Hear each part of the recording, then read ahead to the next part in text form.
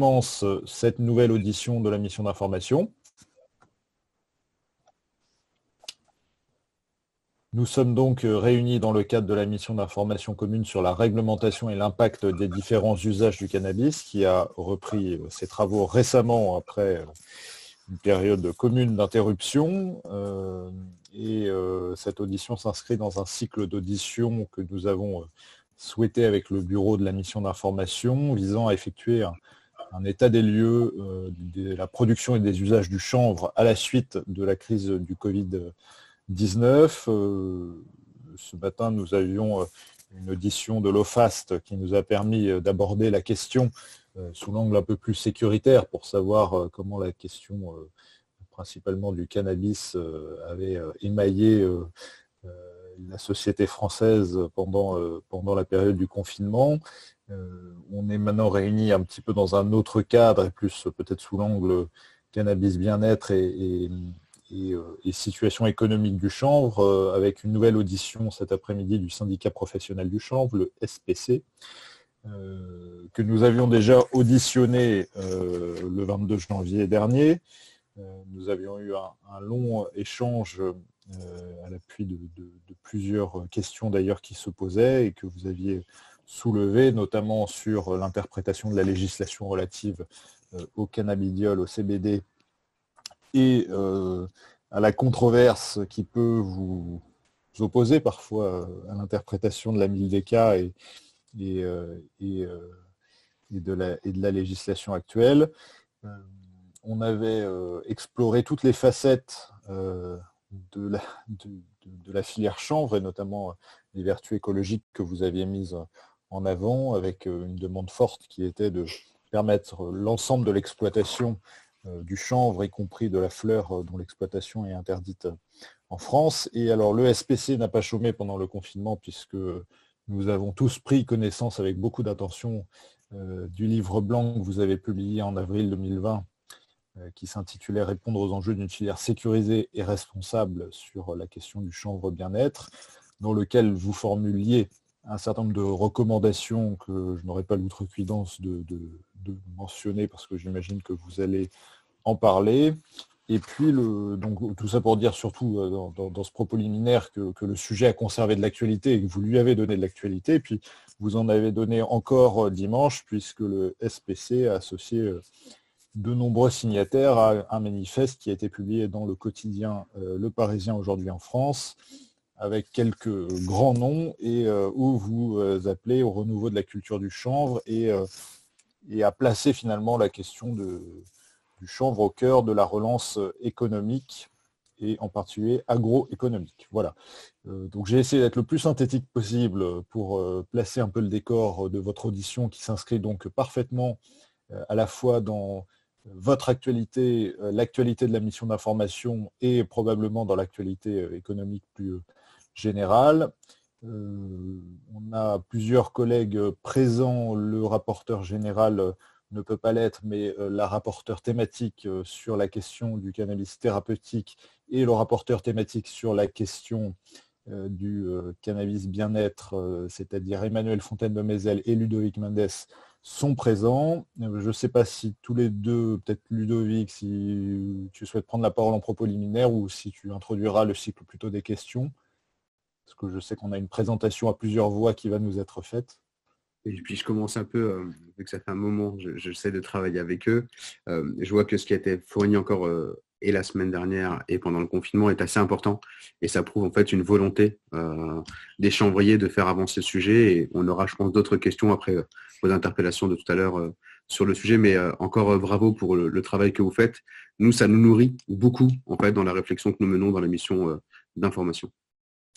Bien, écoutez, sans plus attendre, je vous propose de prendre la parole. On vous laisse vous distribuer la parole comme vous le souhaitez, ainsi que le partage d'écran. Et ensuite, j'introduirai la séquence des questions-réponses. Très bien. Eh bien, merci beaucoup à vous de nous donner cette occasion, effectivement, de réactualiser les propos que nous avions tenus lors de notre première intervention. Vous avez très bien contextualisé effectivement notre deuxième audition.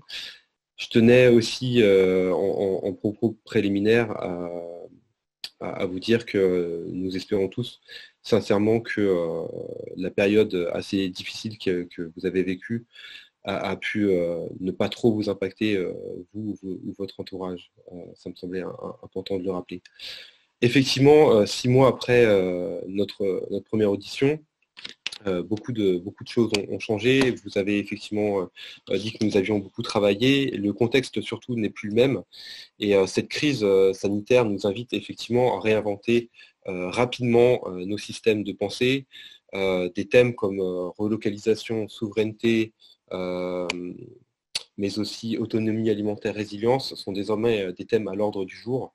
Et ce sont des enjeux auxquels le chanvre peut répondre. Ce sont même des enjeux, je dirais, auxquels le chanvre se doit de répondre. Et cette crise, finalement, elle n'a fait que conforter nos propres convictions. Nous avions eu l'occasion de vous présenter les intérêts des inflorescences de chanvre lors de notre première audition. Aujourd'hui, nous souhaitons aussi mettre en perspective tous les défis que le chanvre peut relever dans ce contexte particulier de crise sanitaire, écologique et économique. Et les enjeux aujourd'hui sont énormes, mais les potentialités du chanvre également. Et dans ce contexte, l'urgence d'une filière nationale rentable, dynamique et concurrentielle est d'autant plus grande. Je souhaite rappeler que le chanvre par le passé était une matière première considérée comme stratégique et nous pensons qu'il a vraiment vocation à le redevenir aujourd'hui. Et cette crise qui a fragilisé de nombreux secteurs, y compris celui du chanvre dit industriel, et l'interprofession a eu l'occasion de le souligner la semaine dernière, elle a à contrario stimulé et favorisé le secteur des produits CBD.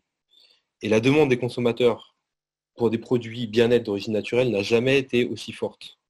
Ce succès pour ces produits, il nous invite collectivement à agir vite.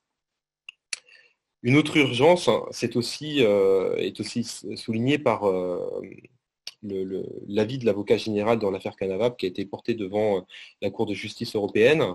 Et même si on attend encore le rendu définitif de la Cour, l'avis de l'avocat général nous éclaire et selon lui, les fleurs doivent pouvoir circuler librement entre les différents pays européens. Et ça, c'est un bon point pour la fleur, dont la valorisation, vous l'avez rappelé, reste interdite encore aujourd'hui en France, alors même qu'elle est tout à fait possible dans la quasi-intégralité des pays européens.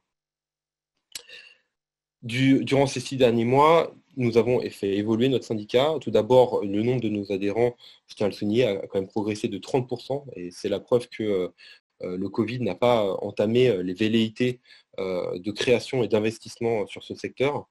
Nous avons effectivement publié un livre blanc qui compile tout un tas d'informations, et notamment au niveau de ce qui se passe à l'étranger. Et ce document a reçu de nombreux plébiscites.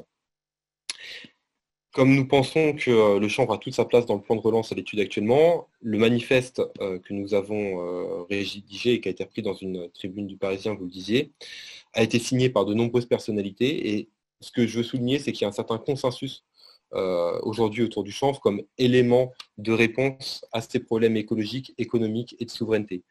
En un mot, le chanvre, c'est la possibilité d'une résilience. Ce manifeste, bien sûr, c'est aussi le vôtre et vous êtes bien entendu libre de le signer. J'insisterai sur un point pour finir cette introduction. Si le chanvre aujourd'hui peut répondre à nombre de défis, notamment évoqués dans ce manifeste, cela ne peut advenir que si la rentabilité économique est au rendez-vous, en commençant par le commencement, qui est l'agriculteur.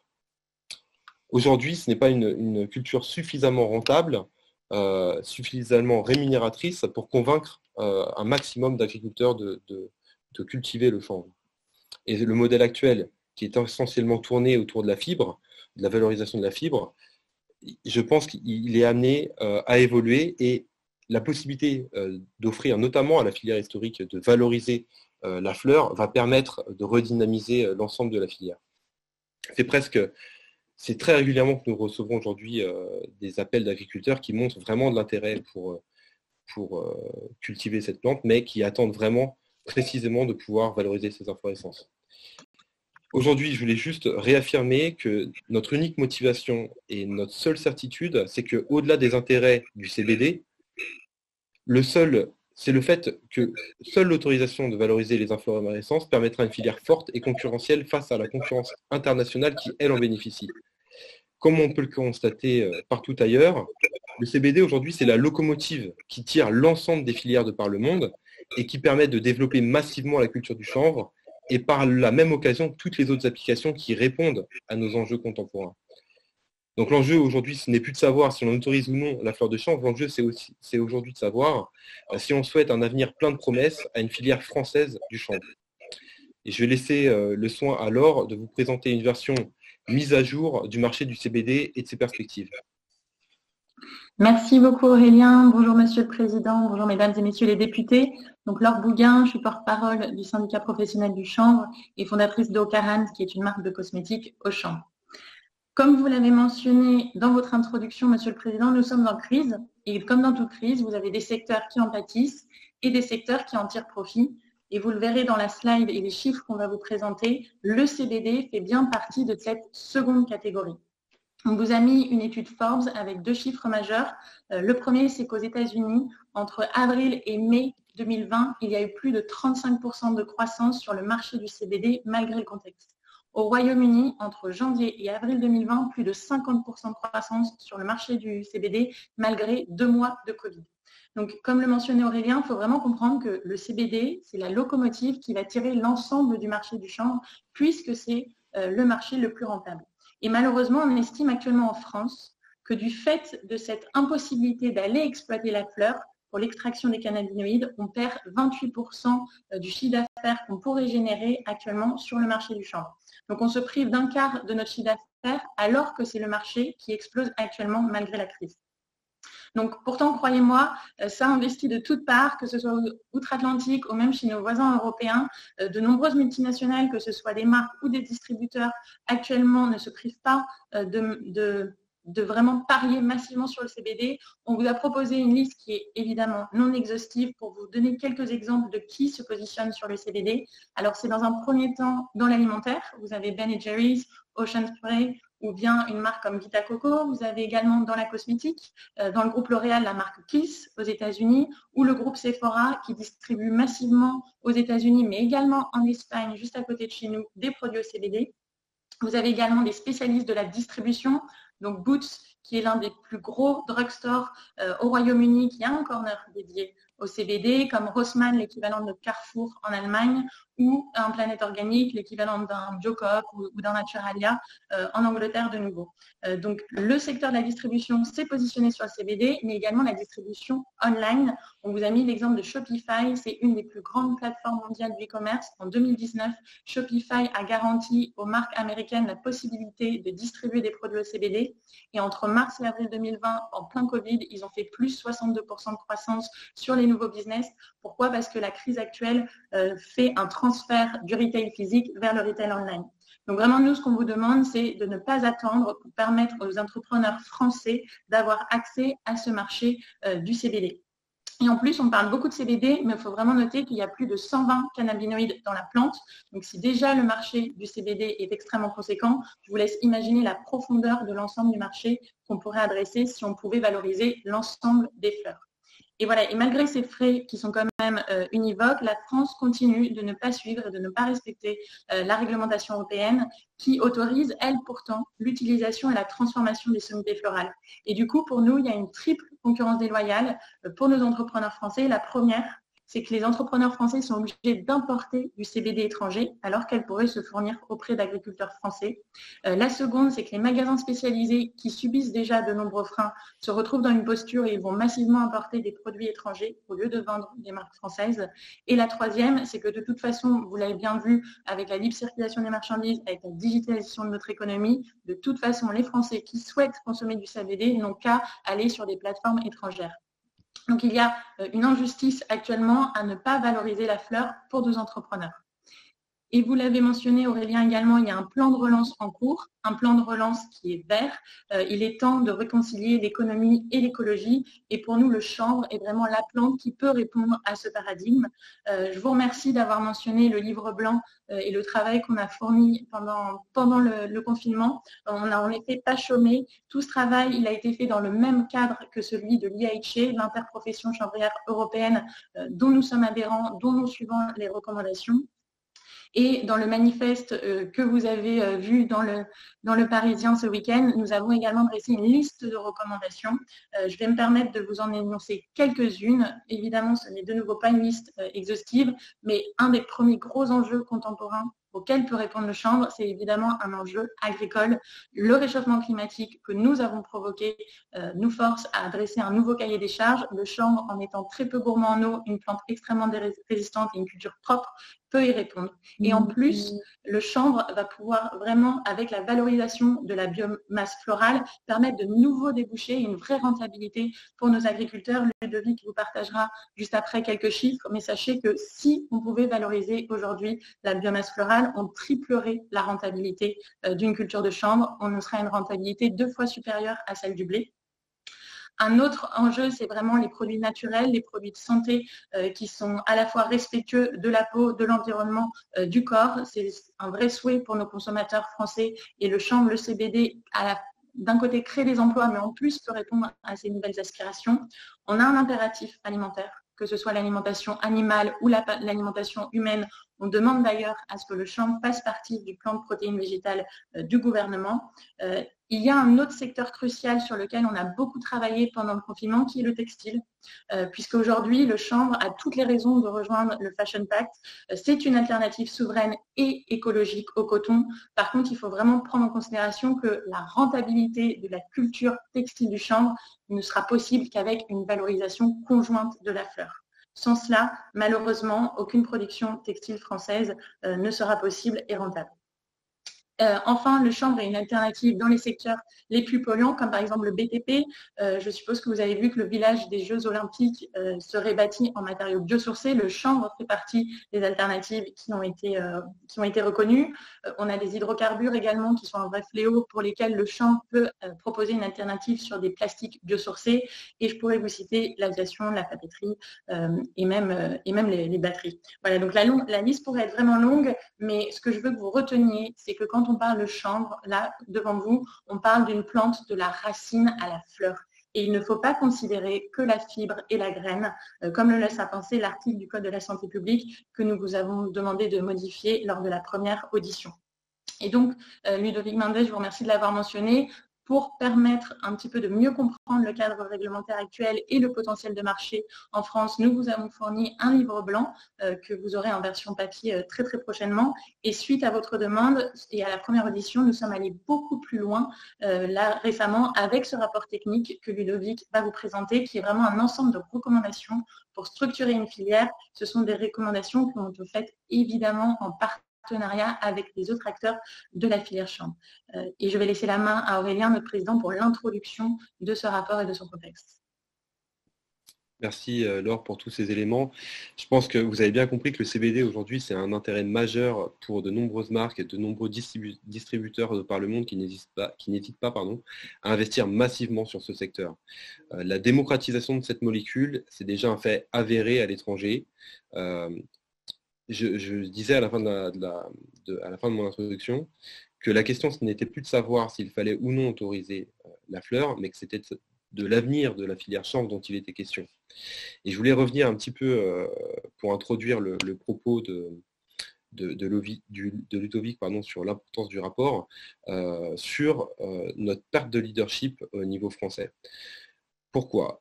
Aujourd'hui, le leadership français, il n'est déjà plus d'actualité au niveau mondial. En quelques années, nous sommes passés du second rang de producteurs de chanvre au 5e. Comme vous pouvez le voir sur ce graphique, en Amérique du Nord, aujourd'hui, on cultive près de 300 000 hectares en 2019, alors même qu'aux États-Unis, en 2018, ce n'est qu'en 2018 aux États-Unis que l'autorisation au niveau fédéral a été donnée pour la culture du chanvre. Pendant des décennies, la France a été l'un des seuls pays à continuer de miser sur le chanvre, à faire perdurer sa culture, malgré un contexte international qui, à l'époque, lui était défavorable. Et aujourd'hui, en quelques années, nous sommes passés du statut du pays qui encourageait le plus sa culture à celui du moins dynamique. Et donc, alors même que ce contexte international est à l'augmentation exponentielle des surfaces cultivées, nous en observons sur notre territoire une stagnation, voire un recul certaines années. Pour rappel, en 2017, nous faisions à peu près 17 000 hectares de chanvre. La raison, elle paraît évidente. Nous n'avons pas su faire le pari des marchés d'avenir, comme l'alimentation humaine et la valorisation de la biomasse florale. Et aujourd'hui, il en découle un avantage concurrentiel qui est beaucoup plus faible et un manque de compétitivité sur les marchés traditionnels. Tout près de chez nous en Europe, on constate une forte augmentation des surfaces cultivées grâce à l'émergence justement de ces nouveaux marchés. Aujourd'hui, il s'agit de la survie à moyen terme de la filière chanvre française. C'est ça qui joue en ce moment. Et les acteurs étrangers qui bénéficient d'une rentabilité supérieure grâce à la valorisation de toutes les parties de la plante, cela risque aussi d'entraîner une déflation des produits issus de la fibre de chanvre et donc d'impacter aussi la filière historique. Aucun pays de l'UE n'a jusqu'à présent proposé une réglementation complète et cohérente pour ces produits et leurs différents usages. Et la France, qui reste aujourd'hui quand même le leader européen de la production de chanvre, a l'opportunité majeure d'élaborer et de mettre en œuvre une réglementation complète susceptible de devenir un modèle et une source d'inspiration en Europe. Et ces propositions, j'ai l'honneur de laisser Ludovic vous les présenter. Monsieur le Président, Mesdames, Messieurs les députés, bonjour. Donc, Ludovic Rachou, je suis trésorier du syndicat professionnel du chanvre et fondateur de la société Rainbow qui a des activités donc, autour de tous les débouchés du chanvre industriel avec une filiale en France et en Angleterre. Donc, le rapport technique qu'on vous a transmis dès hier soir et que je vais vous présenter rapidement a été fait notamment avec tous les acteurs du secteur, qu'ils soient des acteurs actuels ou des gens qui ont des velléités de s'investir dessus. Donc, on l'a réalisé évidemment avec nos adhérents, mais aussi avec des parties prenantes extérieures, comme le syndicat national des compléments alimentaires, des chanvriers, la filière des plantes aromatiques à parfum et médicinales.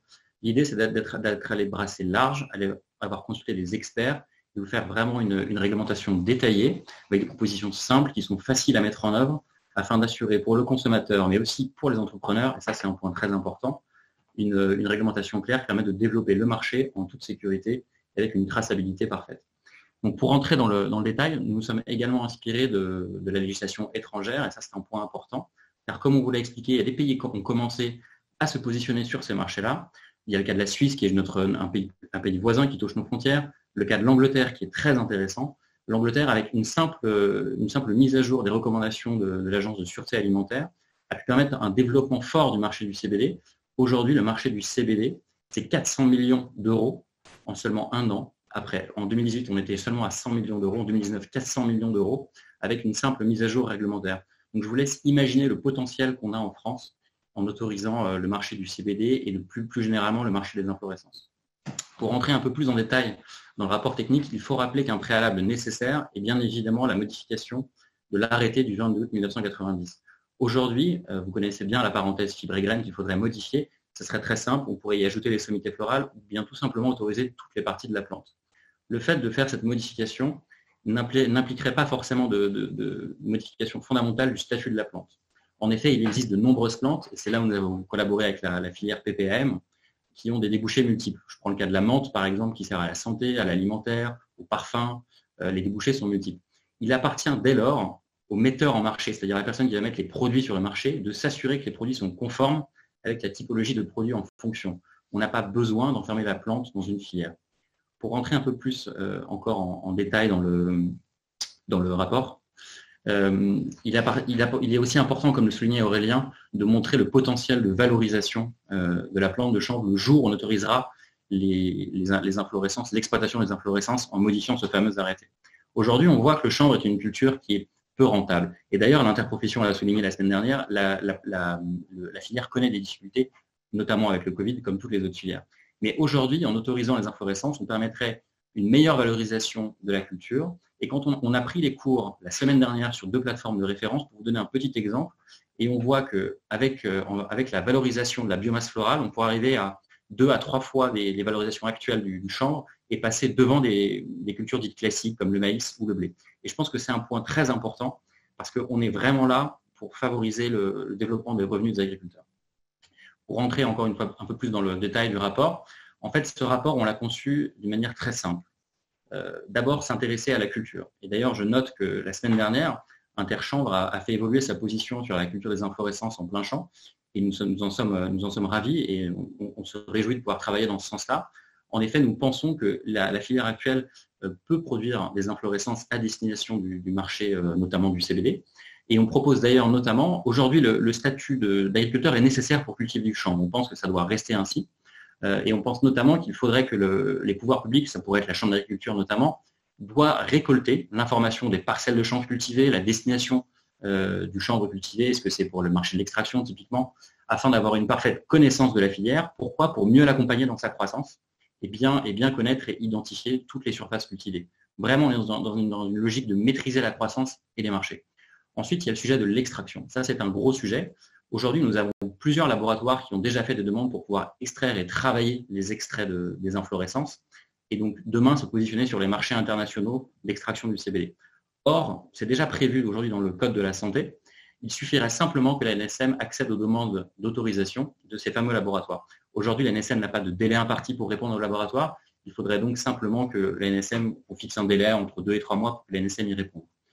Autre point, et ça je vais y rentrer un peu plus dans le détail après, sur les typologies de produits spécifiquement, il est important de prévoir des règles claires pour bien protéger le consommateur et garantir la bonne information.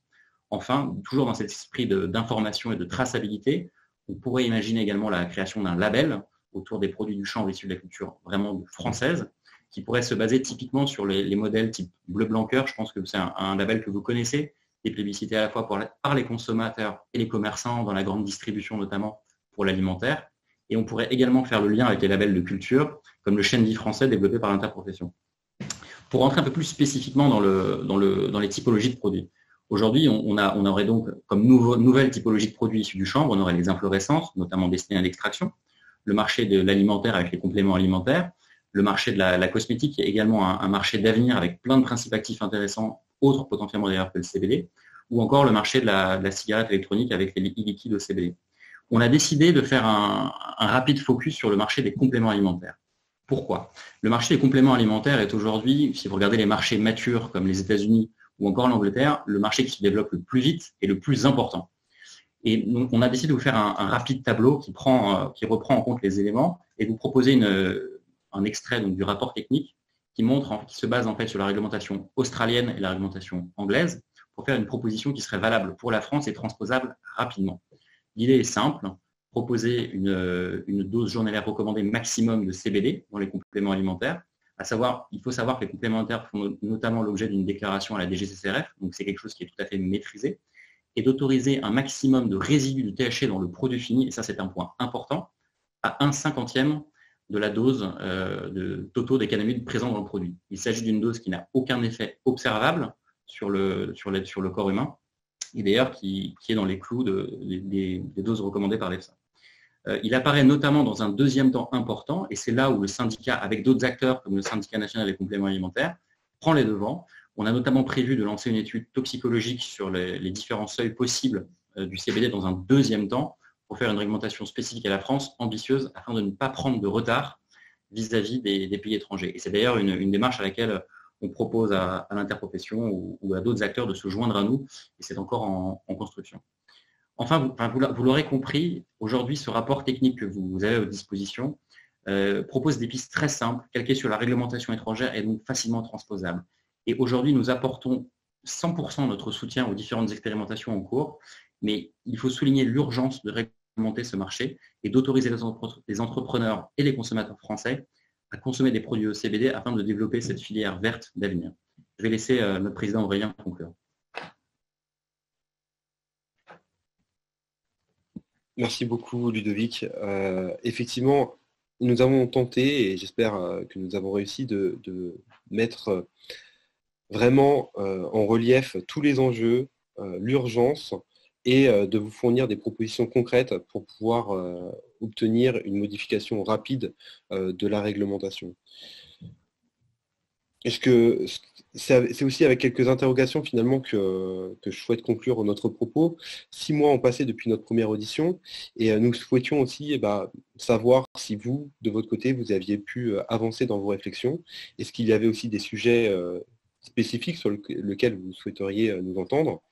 Je souhaitais aussi insister sur le fait que nous sommes à votre disposition pour présenter plus en détail ce rapport technique, bien sûr, que nous avons mis à votre disposition. Et je vous remercie énormément de l'attention que vous portez à cette filière en devenir. Et je vous remercie de votre attention. Merci beaucoup et merci de votre efficace synthèse d'un travail dont on voit bien l'épaisseur.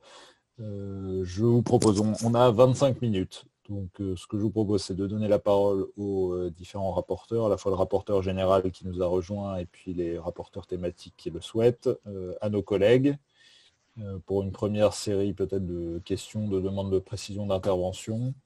Et puis je me permettrai ensuite à la fois de répondre à ce que vous venez de nous demander, et puis en fonction des différents points qui ont été abordés, peut-être de compléter. Jean-Baptiste. Merci, Monsieur le Président. Désolé pour le retard. Bonjour à toutes et à tous. Merci pour l'exposé. Il était très clair et comportait de nombreux éléments intéressants. Selon vous, quelle est l'urgence, comment dire, par quoi il faut commencer, en résumé? J'ai bien compris que c'était d'abord la culture et la possibilité de cultiver, mais justement, qu'est-ce qui, selon vous, qu'est-ce qu'il faut faire en premier? Est-ce qu'il faut un cadre réglementaire? Est-ce qu'il faut une loi globalement? Quelle est, selon vous, la priorité? Et d'autre part, parce qu'on sait très bien que le CBD, effectivement, et la culture en plein champ, de toutes les auditions qu'on a pu faire, sont parfaitement possibles assez rapidement. Mais quels sont, selon vous, les procédures et les processus de contrôle qu'il faudrait mettre en place pour éviter que cette culture de CBD comprenne, parce qu'on voit bien tout l'intérêt qui peut y avoir à l'utilisation du CBD, mais on sait aussi que globalement, l'utilisation de cannabis avec des forts taux de THC peut aussi se mettre en place. Voilà, c'est d'ailleurs le frein aujourd'hui pour l'administration d'évoluer, parce qu'ils nous disent, si vous commencez avec le CBD, on va finir par légaliser la totalité du cannabis. Et il y a un certain nombre de freins encore au niveau des administrations et même au niveau globalement, il y a un certain nombre d'inconvénients à la légalisation totale qu'on nous oppose en impossibilité pour faire évoluer tout cadre législatif. Donc nous, on a travaillé, on a fait un certain nombre d'auditions depuis qu'on vous a auditionné la première fois. Maintenant, le rapport, il n'est pas encore rédigé. On a un certain nombre, on est en train encore de réfléchir. Mais selon vous, est-ce que rapidement, on pourrait faire évoluer justement ce cadre législatif par dérogation peut-être en expérimentation sur certains territoires? Est-ce que vous voyez ça possible de limiter l'expérimentation de la culture du cannabis à vocation thérapeutique ou CBD sur certaines portions du territoire? Est-ce que vous pensez cela possible, ou est-ce qu'il faut que cette dérogation soit immédiatement au niveau national? Voilà un peu mes interrogations. Merci Jean-Baptiste. Ludovic. Merci Robin. Moi j'ai deux questions. La première, c'est quel est votre ressenti après les conclusions de l'avocat général de la CJE sur l'affaire Canavap, qui ouvre un véritable débat potentiellement pour le jugement de septembre 2020 et des attaques potentielles au niveau de la France.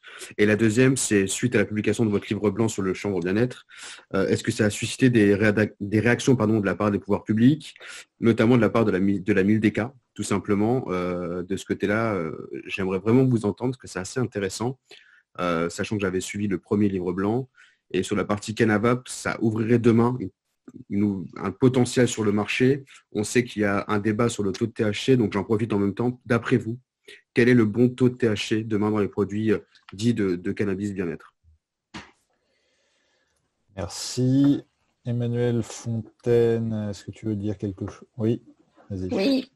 Oui, juste une petite question. Merci beaucoup pour votre exposé et votre manifeste que j'ai lu évidemment avec attention.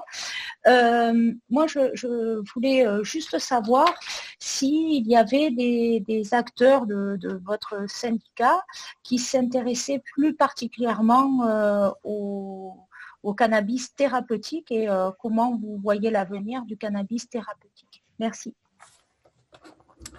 Merci. Je vous propose de répondre à cette première série. Je vais répondre aux premières questions, notamment celle du rapporteur général, par rapport à ce qui serait possible de faire pour réglementer rapidement. Tout d'abord, en effet, il faudrait simplement modifier l'arrêté de 1990. Et cela est assez simple à faire, il faudrait juste enlever cette fameuse parenthèse. Ça, c'est vraiment pour lancer le marché des inflorescences. Derrière ça, il faut en effet prévoir quelques garde-fous. On ne pense pas forcément qu'il y ait besoin de faire des choses au niveau régional. En effet, la culture du chanvre telle qu'elle est faite aujourd'hui, nous sommes sur les variétés autorisées, donc ça ne va pas changer fondamentalement l'agriculture. Par contre, il est en effet important d'autoriser rapidement, sans attendre les expérimentations, je dirais, techniques pour déterminer les optimums de récolte, etc., le marché des produits au CBD et d'encadrer ce marché-là selon les typologies de produits. Et quand on voit vraiment ce qui s'est passé à l'étranger, je prends le cas de l'Angleterre, de l'Australie, qui sont des pays qui sont culturellement proches de nous, ils ont déjà réglementé sur ce sujet-là avec des seuils de CBD et des seuils de THC qui ne présentent aucun problème à la consommation humaine. Et c'est vraiment ça dont il faut s'inspirer aujourd'hui et je pense qu'on pourrait transposer rapidement ces règles-là pour nous, avec des règles simples sur l'étiquetage des produits, sur les seuils dans les produits, les déclarations auprès de la DGCCRF qui sont obligatoires de toute manière sur les compléments alimentaires, et des choses comme ça qui permettront de réglementer rapidement et de lancer ce marché en France. Aujourd'hui, on perd des parts de marché et on risque d'accumuler un retard phénoménal alors même qu'on a cette opportunité avec les agriculteurs français. Pour répondre du coup un peu rapidement à la question aussi de M. Mendes, par rapport spécifiquement aux questions des seuils de THC. C'est en effet un point qui revient assez fréquemment. Et encore une fois, on peut trouver la réponse soit dans la littérature scientifique ou dans les législations étrangères. Et aujourd'hui, en fait, il y a des seuils, les seuils qui sont notamment produits dans les produits au CBD sur le marché. Les seuils de THC ne sont pas problématiques et ne posent pas de problème à la santé. Il faut bien distinguer le marché du cannabis en effet récréatif, qui est un sujet complètement différent. Et c'est de l'éducation et c'est justement cette réglementation qui permettra de faire les différences et de démystifier cette plante-là. Je pense que je peux laisser la parole à notre président pour la deuxième question. Oui, merci Ludovic. Donc sur l'affaire Canavap, effectivement, c'est une affaire qui est au long cours puisque ça fait quand même pas mal d'années que ça traîne. On attend tous avec beaucoup d'impatience le rendu définitif de la Cour au mois de septembre, mais il est vrai que l'avis même de l'avocat général dans cette affaire nous éclaire déjà fortement sur une possible, en tout cas un jugement plutôt positif dans cette affaire nous concernant. Selon lui, effectivement, les fleurs, comme c'est régi de manière générale par la PAC, les fleurs devraient pouvoir circuler tout à fait librement entre les différents pays européens, ça c'est évident. Donc, on espère que cet avis-là, en tout cas, est assez préconisateur pour que ça influence l'avis qui sera rendu. Autre chose, sur l'affaire Canavap, l'avocat général parle du statut novel food au conditionnel, ce qui signifie que ce statut reste incertain dans une certaine mesure. Et il cite même la Commission européenne qui en parle elle-même au conditionnel, en disant, il ressort également des observations du gouvernement hellénique et de la Commission que le CBD pourrait être considéré comme un nouvel aliment. Donc ça, c'est plutôt des choses qui vont dans notre sens. Et effectivement, si la décision était celle que l'on attend, effectivement, ça serait d'autant plus impliquant pour la France. Et c'est ce qui nous pousse vraiment à vous dire aujourd'hui qu'il ne faut pas attendre cette décision pour aller dans le bon sens. J'espère avoir répondu à la question. Merci Aurélien. Peut-être une question et une réponse à votre question, Monsieur Mendes. Nous n'avons pas eu pour l'instant de réaction ni positive ni négative de la Mildeca, mais nous avons eu plein d'autres réactions, des réactions très positives des autres acteurs du secteur. Je pense notamment à l'interprofession, et nous sommes prêts à avancer ensemble. Des réactions des décideurs publics des cabinets ministériels, des conseillers techniques qui ont reçu le rapport et puis de vous-même. Et nous sommes très sensibles à vos mots d'introduction, Monsieur le Président. Et puis surtout des réactions très positives de la part de l'opinion publique. Quelques chiffres peut-être. Le livre blanc a été téléchargé 10 000 fois. Le manifeste a été partagé presque 17 000 fois sur les réseaux sociaux et sur nos réseaux sociaux. C'est absolument considérable et ça prouve que les Français sont prêts à avancer et nous sommes prêts à avancer avec eux pour défendre les agriculteurs, les entrepreneurs et surtout les consommateurs qui sont prêts à investir ce secteur du chanvre qui est plein de promesses. Merci. Alors, est-ce qu'il y a d'autres demandes de prise de parole de nos collègues ? Faites-moi un signe, levez la main, je ne sais pas, comme vous voulez. On n'avait pas répondu à la question de Madame Fontaine de Mézel sur la partie thérapeutique. Exact, effectivement, pour faire très simple, oui, il y a parmi nos membres des acteurs qui se positionnent à la fois sur la partie CBD et à la fois sur la partie cannabis thérapeutique. De toute façon, c'est vrai que ce sont des sujets qui sont assez liés dans le sens où à une certaine dose, le CBD peut être considéré comme un médicament et il y a beaucoup d'acteurs qui englobent toutes ces questions-là, donc à la fois la partie thérapeutique et à la fois la partie bien-être. Merci. Donc, je repose ma question. Est-ce qu'il y a des demandes de prise de parole ?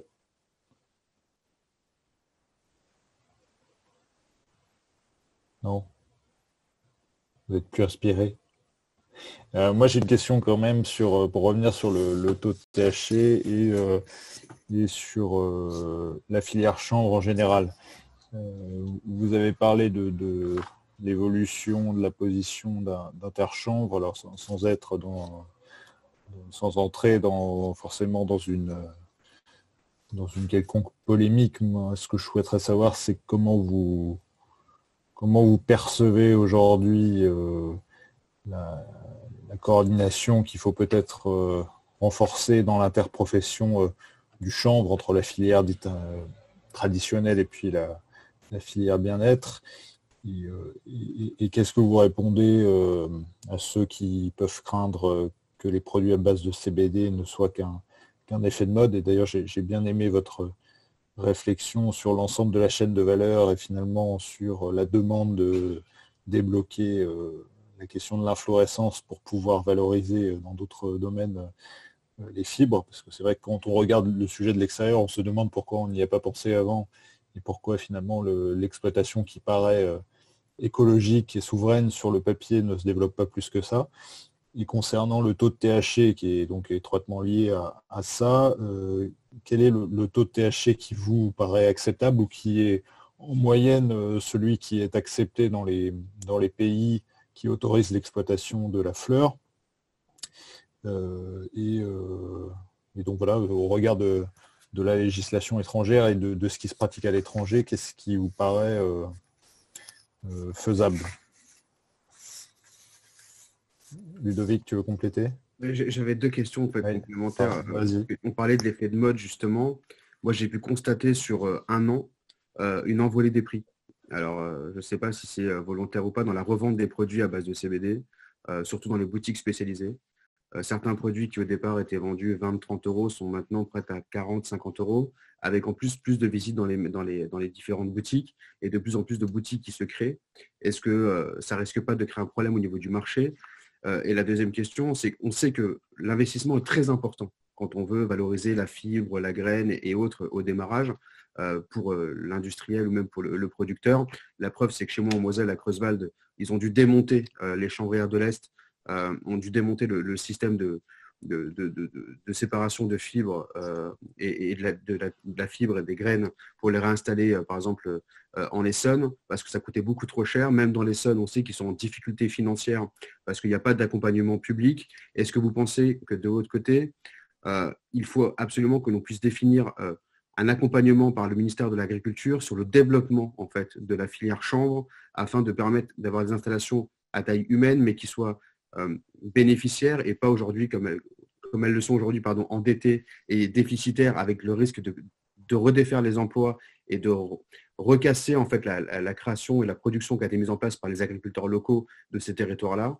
Donc, un peu votre point de vue là-dessus. Et le dernier point de vue, c'est est-ce que vous pensez vraiment, malgré tout ce que l'on fait depuis certains temps, qu'on va enfin réussir en France à lancer cette filière de cannabis bien-être qui pourrait être même une des filières les plus importantes au niveau européen?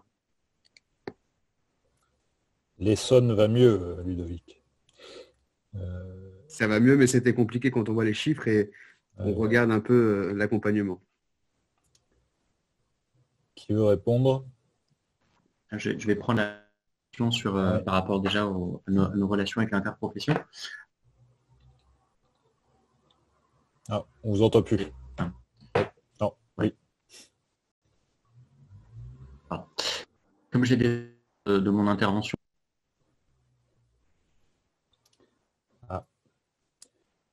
Attendez, M. Rachou.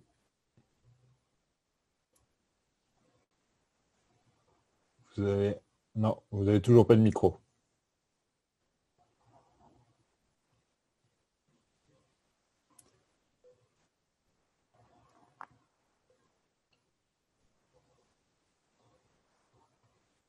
Je pense que c'est bon, excusez-moi.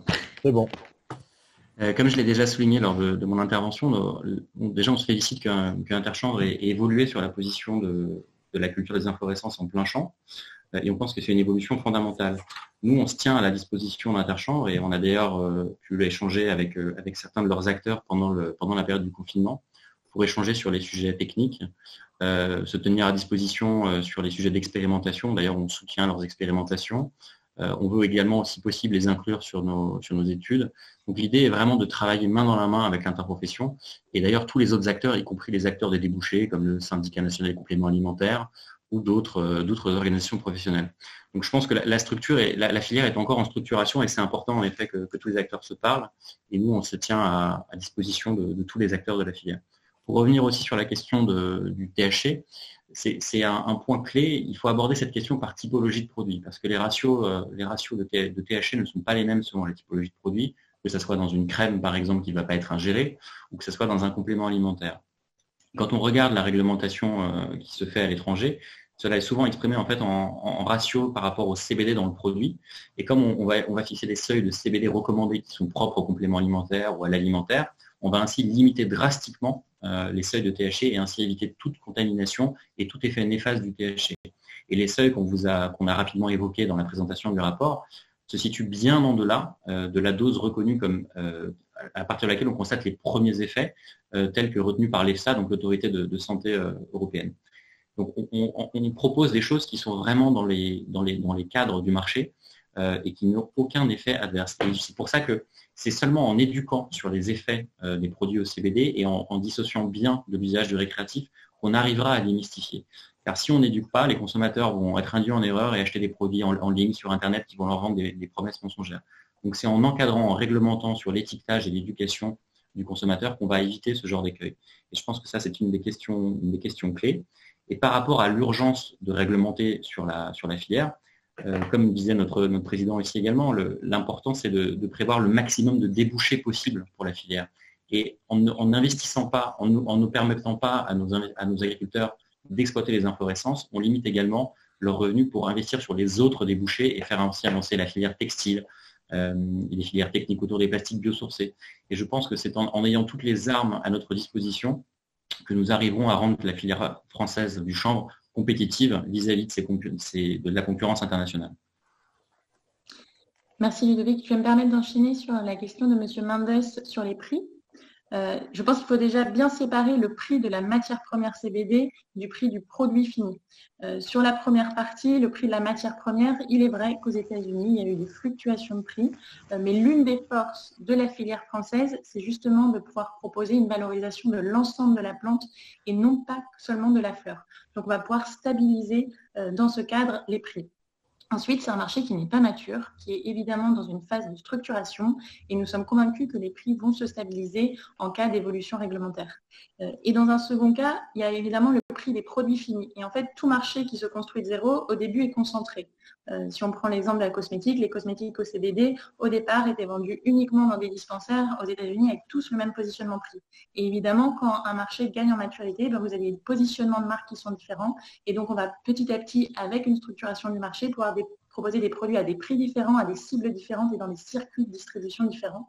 Donc, il n'y a pas d'inquiétude à avoir sur les variations de prix. Aurélien, si tu souhaites enchaîner. Donc moi, je voulais juste rebondir un petit peu sur ce que soulevait Ludovic Mendes. Je voudrais juste insister sur le fait qu'aujourd'hui, la filière est structurée autour des chanvrières et autour principalement de la valorisation de la fibre qui n'a pas une valeur ajoutée extrêmement forte et qui rend du coup l'agriculteur vraiment dépendant de la chanvrière puisque les coûts de transport de la fibre deviennent rapidement onéreux et que de ce fait, il doit être dans un rayon d'à peu près 80 km autour de la chanvrière pour faire en sorte que ce soit rentable. Aujourd'hui, en valorisant la fleur, ça ouvre la voie à des agriculteurs qui sont aujourd'hui hors système, si on peut le dire comme ça. Et c'est aussi comme ça qu'on va pouvoir augmenter drastiquement les surfaces cultivées. En valorisant la graine, la feuille, la fleur, la rentabilité pour l'agriculteur, elle est déjà suffisante. Il n'a pas forcément besoin de valoriser la paille en plus, bien sûr. Je suis persuadé, et d'ailleurs c'est déjà ce qu'on commence à voir, notamment parmi nos membres, qui sont pourtant aujourd'hui hors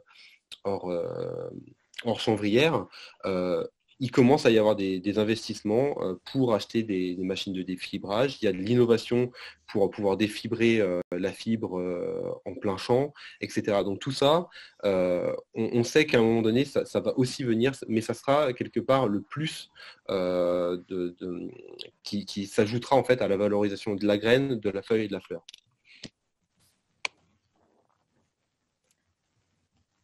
D'accord, merci. Est-ce qu'il y a d'autres demandes de prise de parole? Michel, Victorie?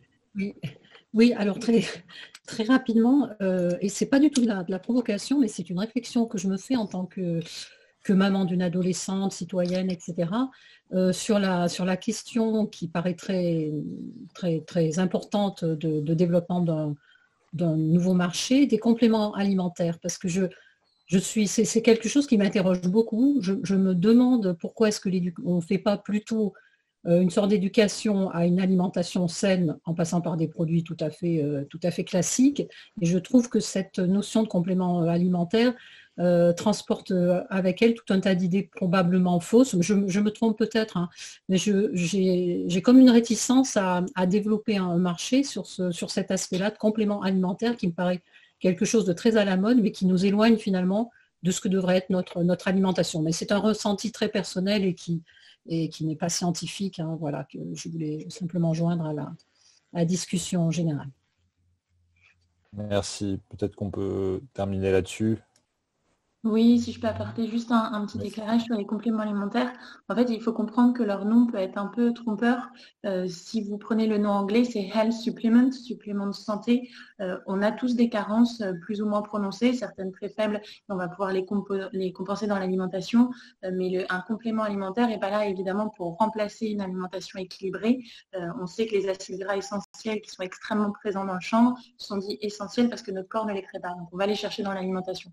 Il se trouve que suivant votre état de santé, vous avez plus ou moins de capacité à aller les capter et que parfois il peut être intéressant de les avoir en grande concentration directement dans une gélule plutôt que de devoir manger une grande concentration d'alimentation. Il n'y a pas le marché des compléments alimentaires est extrêmement structuré, extrêmement réglementé et il se trouve aussi que ce qu'on appelle les huiles sublinguales, qui sont des huiles au CBD qu'on vient mettre sous la langue, facilite le sommeil et ça vient remplacer des anxiolytiques qui sont des médicaments dont on connaît les effets néfastes. Donc je pense que je me permets juste d'un petit peu nuancer, évidemment une alimentation équilibrée et en aucun cas un complément alimentaire est là pour remplacer une alimentation équilibrée, mais bien il peut venir compenser une carence ou faciliter un accès par exemple au sommeil et éviter une prise médicamenteuse. Merci.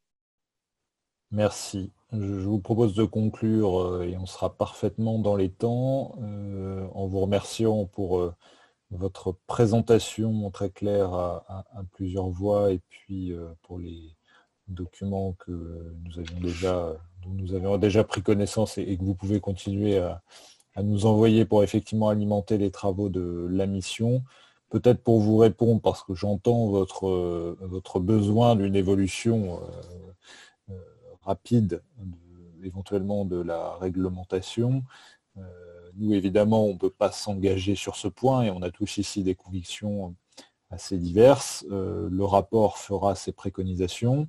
Il est vrai que la mission, malgré le fait qu'on se soit tenu informé de l'actualité et qu'on ait pu peut-être les uns les autres, en dehors du cadre strict de la mission, travailler sur certaines thématiques pendant la période du confinement, il y a quand même un retard évident aux travaux de la mission et à la publication finale du rapport.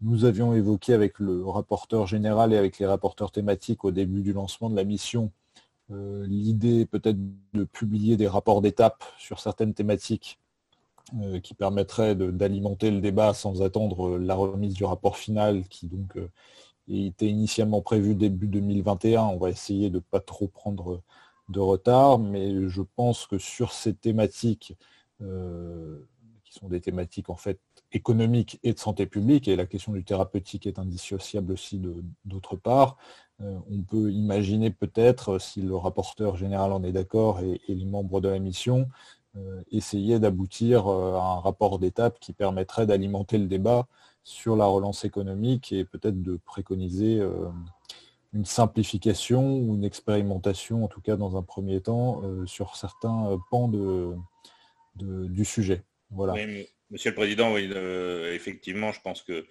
alors je ne sais pas à quelle échéance, hein, est-ce que c'est avant l'été ou à la rentrée, mais je pense qu'on peut effectivement imaginer faire un rapport d'étape sur les premières auditions qui ont été menées sur effectivement tout l'aspect thérapeutique. Et enfin, on n'a pas échangé forcément avec les rapporteurs thématiques, mais je pense qu'il peut être intéressant et opportun de faire un rapport d'étape effectivement assez rapidement, c'est-à-dire au plus tard à la rentrée. Voilà, je pense que ça peut être intéressant. Merci beaucoup à vous. Bon après-midi. Merci à vous. Merci à vous. beaucoup. Merci, au revoir. Mes chers collègues, on enchaîne sur l'édition de la Merci. DGS.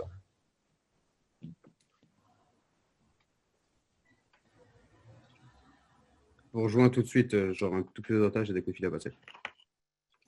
Pas de souci, on se retrouve dans 5 minutes.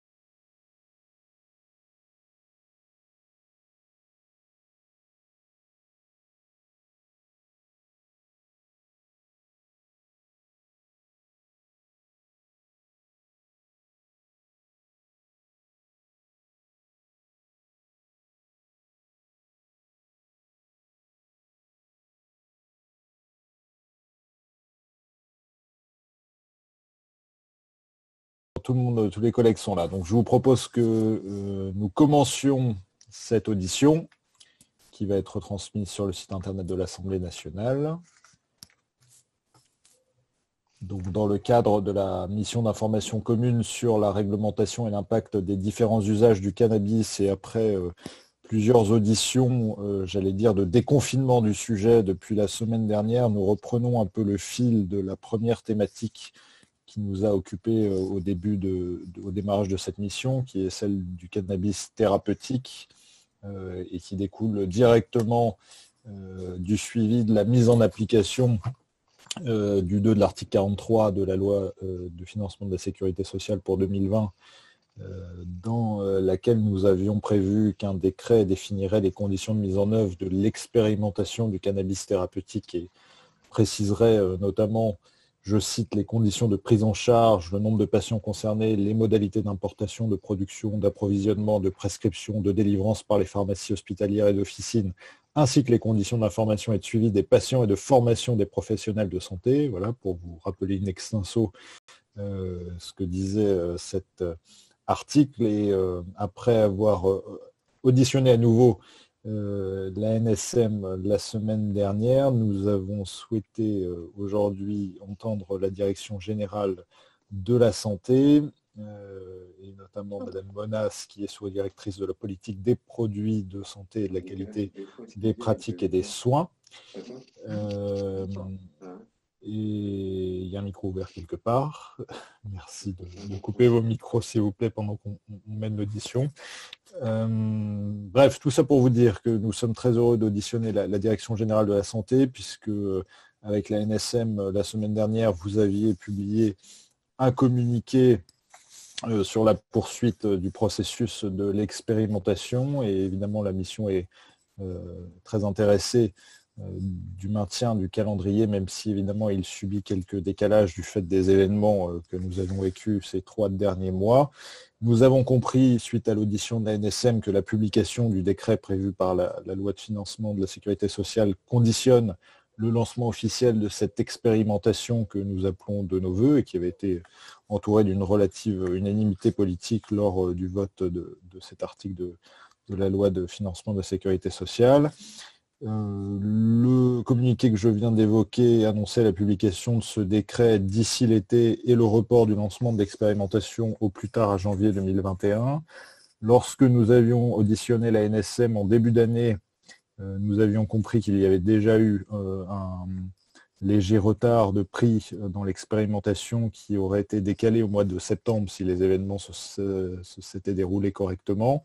Donc évidemment nos questions, et pour votre propos liminaire peut-être avant d'entrer dans les détails avec à la fois la rapporteure thématique, le rapporteur général et nos collègues, c'est de savoir comment s'articulent les relations entre la Direction générale de la santé et la NSM sur la mission d'expérimentation du cannabis thérapeutique, et puis évidemment que les questions de calendrier peut-être soient clarifiées avec vous, et notamment la fameuse question de la publication du décret dont on comprend qu'elle est le principal déclencheur ensuite du lancement du cahier des charges relatif à l'expérimentation du cannabis thérapeutique. Voilà ce que je souhaitais rappeler peut-être pour camper le décor. Je ne sais pas si Jean-Baptiste Moreau ou Emmanuel Fontaine de Mézel veulent dire un mot. Oui, je veux bien dire un mot, moi. Oui.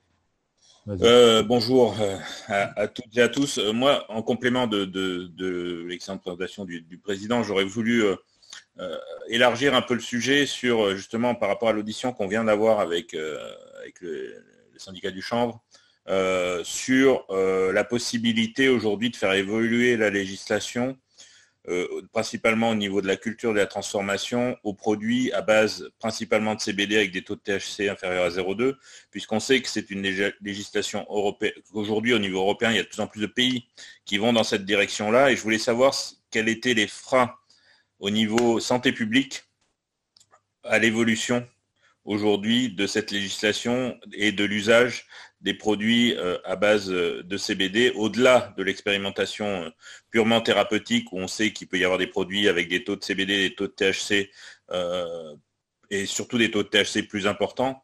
On sait qu'il y a un certain nombre de produits, de compléments alimentaires ou autres à base de CBD qui sont aujourd'hui commercialisés un peu partout en Europe.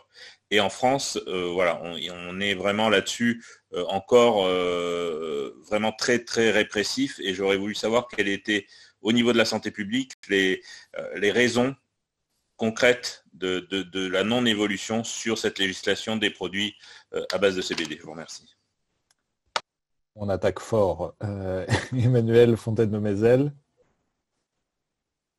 Oui, moi aussi, plusieurs interrogations. Merci déjà. Je suis très contente qu'on puisse auditionner la DGS, je dirais enfin. Donc, vous l'avez rappelé, Monsieur le Président, on a voté un amendement. On a à la fois cet amendement qui a été voté et à la fois des patients, du coup, qui attendent et à qui on a donné beaucoup d'espoir dans l'utilisation du cannabis thérapeutique. Moi, je me pose évidemment les mêmes questions sur la sortie du décret avec le retard. Et y a-t-il un blocage sur le financement, notamment?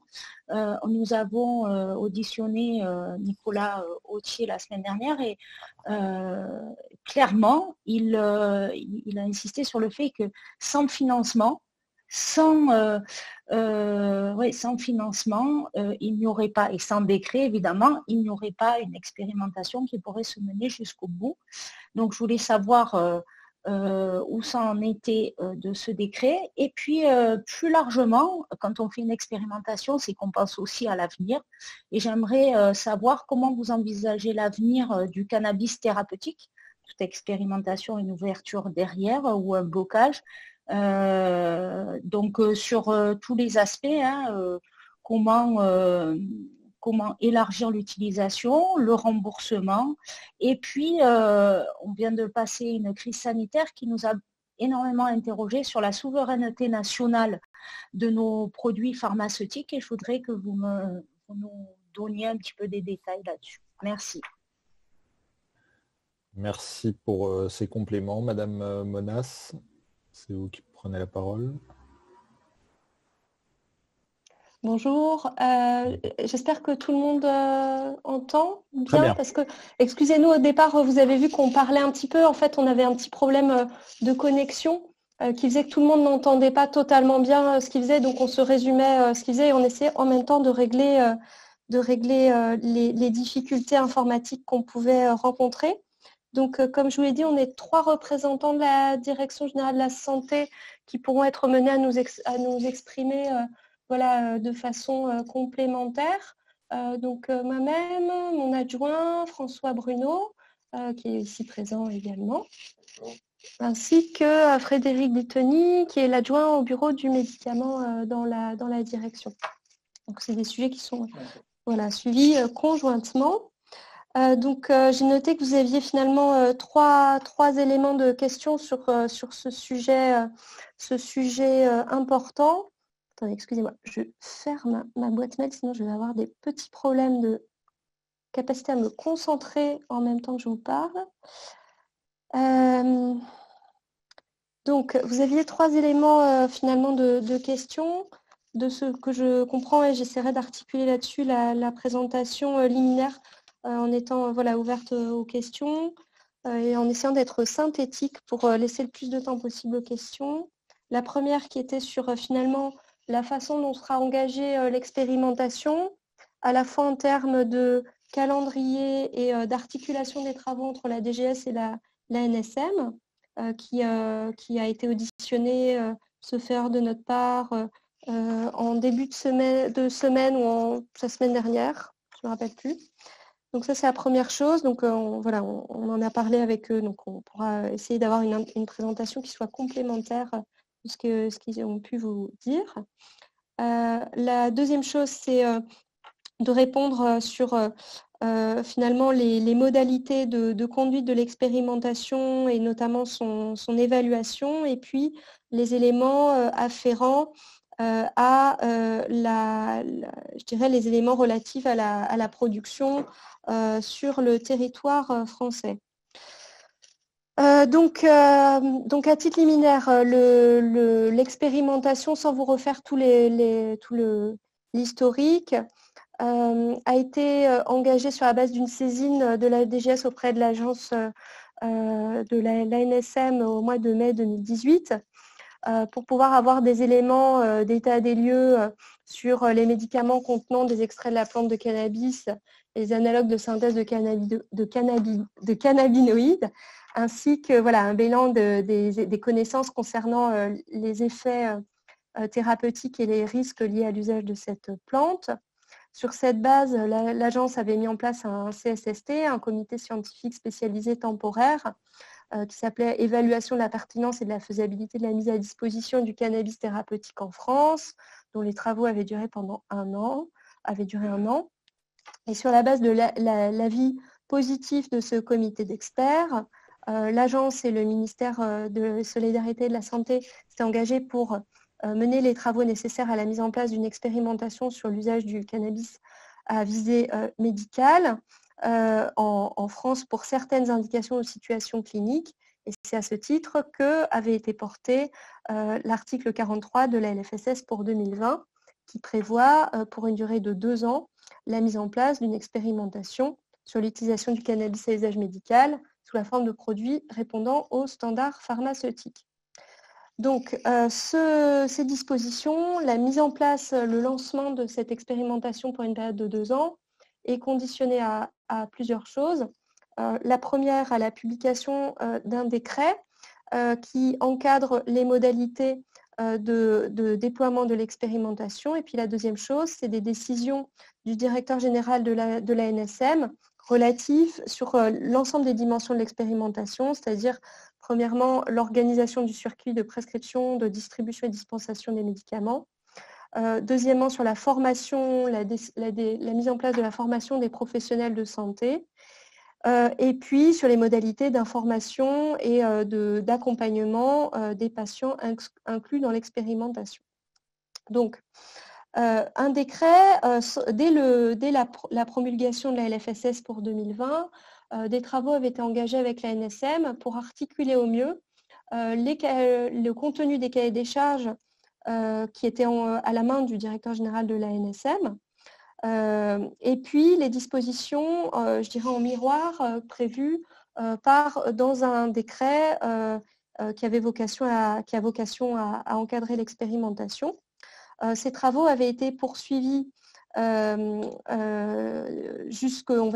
devaient être finalisés au mois de mars, et la sous-direction étant par ailleurs très fortement mobilisée dans sa totalité sur la gestion de la crise actuelle, ces travaux avaient, du côté de la Direction générale de la santé, été provisoirement, en partie suspendus afin de permettre l'engagement de la gestion de crise. Je pense que c'est un point qui avait été justement rappelé par la NSM, qui vous a indiqué que de leur côté, les équipes faisant l'objet d'un accompagnement particulier, avaient pu poursuivre les travaux en lien avec les experts pour ce qui concerne la mise en place de la formation, de cahier des charges de formation des professionnels de santé, l'engagement d'un marché permettant, sans attendre la publication du décret, de permettre le lancement de la formation, le lancement, on va dire, des étapes techniques ayant vocation à permettre la formation des professionnels de santé inscrits dans l'expérimentation, ce afin que le léger retard pris en matière de publication du décret ne conduise pas à un report trop fort de la mise en œuvre de l'expérimentation. Donc au cours des dernières semaines, on a repris les travaux et le recalage, on va dire, des éléments de rétro-planning avec la NSM, ce qui a permis d'avoir des éléments d'ajustement du calendrier concerté avec eux pour indiquer que l'expérimentation serait engagée non pas au mois de septembre 2020 comme cela avait été antérieurement indiqué, mais au 1er janvier 2021.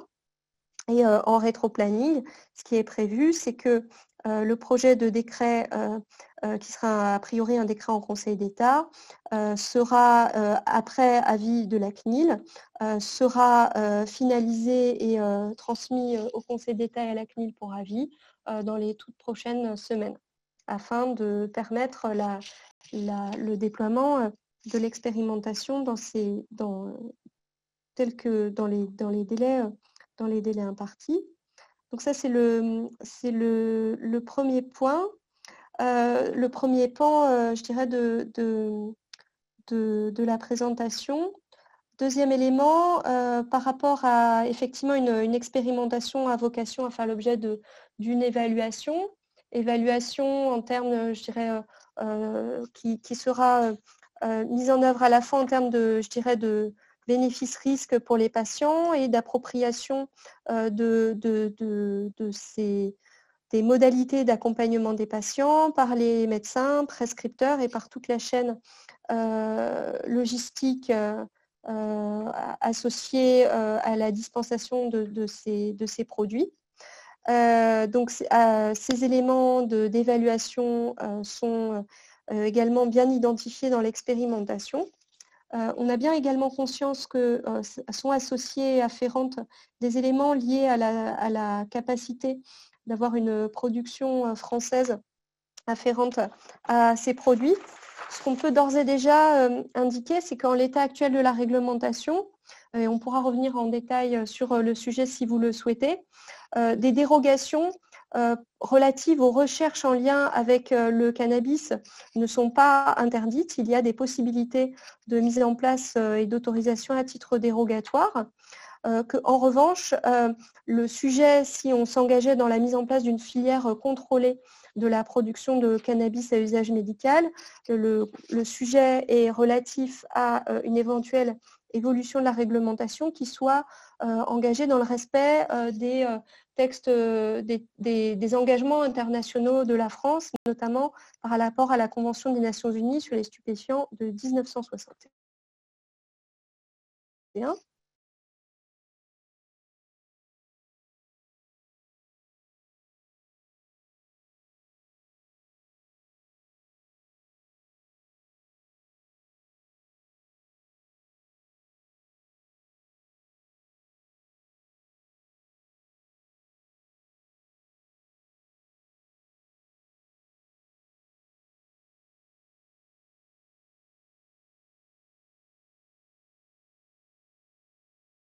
Intérieur. Donc ces travaux, de la même façon, ces travaux devaient être engagés mi-mars. Et donc il ne vous a pas échappé que voilà, de la même façon, les services qui étaient mobilisés sur le sujet ont été très fortement impactés. Mais dans le travaux de reprise progressive de sujets, on va dire hors gestion de crise, la reprise de ces travaux est bien identifiée par le ministère de la Santé en lien étroit avec les services de la MILDECA et l'ensemble des services ministériels associés. Voilà. Je crois que j'ai répondu à peu près aux premières questions que vous aviez indiquées. Peut-être pas à toutes. N'hésitez pas, enfin voilà, on est à votre disposition pour toute question complémentaire, demande de précision au point auquel on n'aurait pas répondu.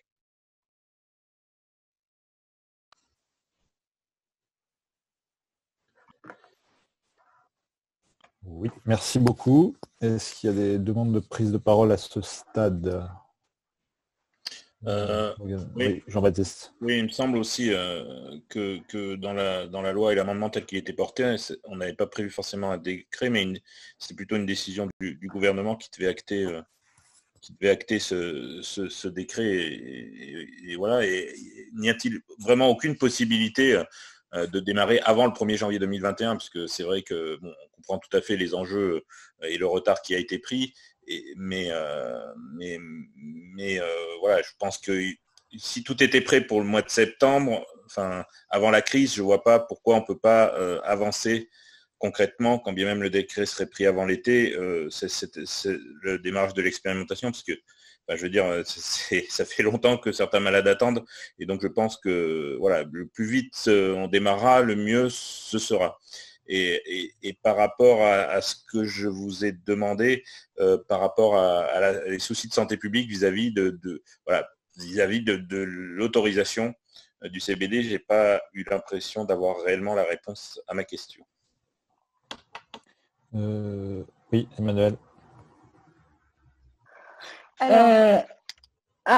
Pardon. Pardon, excusez-moi, je croyais que vous vouliez que je réponde aux questions. Vous posez toutes les questions oui, et répondez au fur et à mesure. On va peut-être faire une petite série de questions. Oui. Très bien, c'est noté. Emmanuel et Rémi Delatte ensuite. D'accord. Bon, moi, pour revenir à mes nombreuses questions, peut-être il y en avait-il trop, mais pour reprendre les arguments du rapporteur général, moi, je voudrais connaître les éléments de blocage, ce qui bloque aujourd'hui, concrètement, pour qu'il n'y ait pas une sortie de ce décret en septembre. Les éléments de blocage. Et ensuite, moi, je vous ai posé des questions sur l'après-expérimentation, le remboursement et la souveraineté nationale et le financement. Donc, après-expérimentation, remboursement, souveraineté nationale et financement. Merci. Peut-être simplement, je me permets de compléter la question d'Emmanuel Fontaine sur le volet du calendrier parce que l'amendement prévoit une expérimentation pour 2 ans. On voit bien que si on commence en janvier 2021, on prend du retard sur ce calendrier d'expérimentation. Ça veut dire qu'il serait opportun, je suppose que dans le PLFSS suivant, on ait un allongement de la durée de cette expérimentation. Est-ce que c'est quelque chose que vous avez déjà pris en compte ou sur lequel la mission peut se charger de formuler des propositions d'amendement? Rémi Delatte. Si, Monsieur le Président, j'ai des regrets par rapport au retard qui est pris. 1er janvier 2021, c'est vrai que c'est quand même très long par rapport à l'attente. On t'entend pas bien, Rémi. Tu peux te rapprocher du micro, s'il te plaît, on t'entend pas bien. Pardon. Oui, exprimer les mêmes regrets qui ont donc par rapport au retard qui est pris et face à l'attente qui est très forte. Je pense qu'on est tous bien d'accord là-dessus. Vous demandez, est-ce qu'on peut imaginer que la liste des pathologies qui vont faire l'objet de l'expérimentation puisse être complétée dans le décret et quelle est la position là-dessus de la Direction générale de la santé? Merci. Merci Rémi. Madame Monas.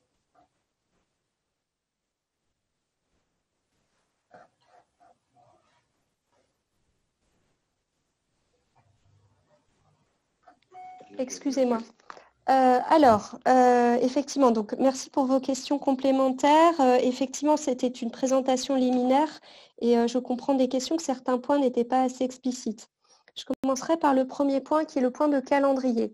Nous comprenons que les éléments d'attente sont forts et c'est pour cette raison que le sujet de l'expérimentation de cannabis à usage thérapeutique est un sujet qui remobilise les équipes de la Direction générale de la santé, alors même que la crise n'est pas terminée et que la moitié des équipes sont encore en direction de crise.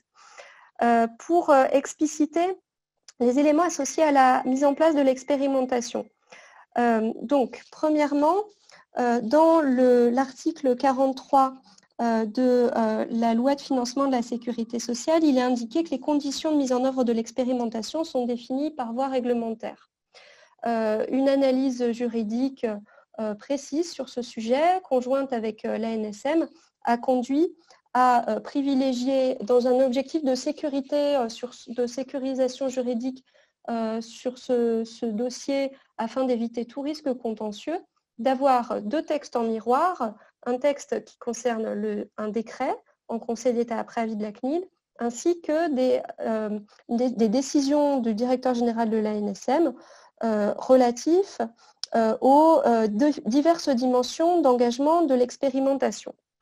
Ce qu'avait rappelé l'ANSM lors de son audition, que je ne peux que souligner, c'est que l'engagement de cette expérimentation ne se limite pas à la mise en place d'un décret qui, au lendemain de sa publication, pourrait être mis en place. L'engagement de l'expérimentation nécessite le lancement d'une formation de professionnels de santé pour l'accompagnement de sa mise en œuvre. Ce que rappelait justement la NSM, c'est que les éléments de retour d'expérience qui avaient été faits, et c'est un point sur lequel il y avait eu beaucoup d'échanges avec la Direction générale de la santé et la Direction de la sécurité sociale justement pour le financement de l'expérimentation, c'était le fait que la mise en place d'une telle formation était essentielle pour la bonne réussite de cette expérimentation. Donc la mise en place, l'engagement d'un programme de formation, l'identification d'un organisme de formation habilité à dispenser une telle formation, ainsi que son déploiement auprès des professionnels, puis l'application déjà de cette formation dans l'engagement des patients dans l'expérimentation. Et un premier point de délai incompressible associé au déploiement de l'expérimentation dans des conditions satisfaisantes. Premièrement. Deuxièmement, l'engagement d'une expérimentation s'associe à une évaluation. Évaluation qui porte notamment sur la dimension bénéfice-risque et effet indésirable spécifique éventuellement observé sur les patients. À cette fin, le directeur de la NSM a prévu la mise en place d'un registre électronique de suivi des patients. Le déploiement de ce registre électronique nécessite déjà des évolutions informatiques, premièrement. Deuxièmement, des autorisations spécifiques de la CNIL, de la Commission nationale informatique et liberté. La mise en place de ce pan qui est nécessaire au lancement de l'expérimentation de la même façon dans des conditions satisfaisantes, qui fait qu'à la fin de l'expérimentation, le rapport que le gouvernement devra remettre au Parlement soit étayé, documenté le mieux possible. Toute cette partie afférente à l'engagement dans des conditions satisfaisantes de l'expérimentation fait que, de la même façon, il y a un délai incompressible associé au déploiement de l'expérimentation. Donc, c'est au troisième élément, et non des moindres, l'importation des produits à cette date, la sécurisation du circuit d'approvisionnement pour les médicaments mobilise fortement l'ANSM en lien avec les différents producteurs et les représentants de la chaîne logistique. Et à cette date, nécessitera un petit peu de temps pour un déploiement dans des conditions satisfaisantes et sécurisées. Donc, en résumé, sur les différents pans de l'expérimentation, il y a un travail qui est fait pour que les choses soient faites dans un circuit qui soit le plus sécurisé possible, mais qu'en même temps, le décret qui paraisse rapidement, mais en parallèle avec l'ensemble des textes qui sont nécessaires à la mise en œuvre concrète de l'expérimentation au 1er janvier 2021. Donc ça, c'est le premier élément. Donc, c'est le fait qu'il n'y a pas qu'un décret, il y a un décret avec en miroir des éléments, des décisions de la NSM sur les différents pans de l'expérimentation qui nécessiteront ensuite quelques mois pour être mis en place de façon opérationnelle. Premièrement. Deuxièmement, pour répondre à votre... deuxième question en termes de calendrier.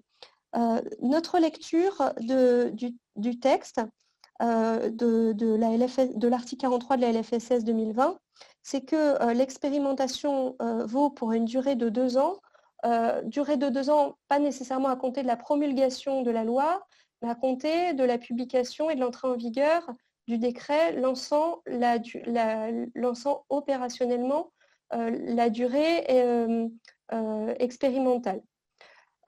Donc voilà, c'est cette lecture que nous avons. Ensuite, on a bien noté que vous aviez une question relative à un nécessaire amendement dans une LFSS ultérieure pour permettre la prolongation de l'expérimentation dans des conditions juridiquement sécurisées.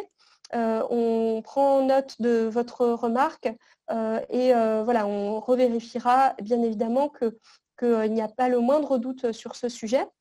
Sachant que voilà, on a plusieurs cas de figure dans d'autres services du ministère d'expérimentation qui ont pu être prolongés une à plusieurs fois de façon sécurisée afin de permettre le déploiement de solutions innovantes.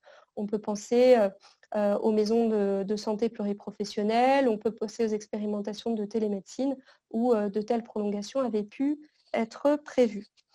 Le dernier point que j'avais noté, c'était la question relative à la souveraineté nationale et au financement de ces produits en sortie d'expérimentation. Donc, pour répondre à la première question, donc, lors de l'expérimentation, a priori, les produits seront mis à disposition à titre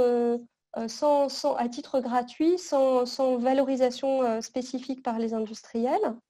Les éléments d'ordre financier associés au déploiement de l'expérimentation sont liés au développement informatique et à la mobilisation, on va dire, de l'infrastructure, c'est-à-dire de la formation et de la mise en place du registre du côté de la NSM.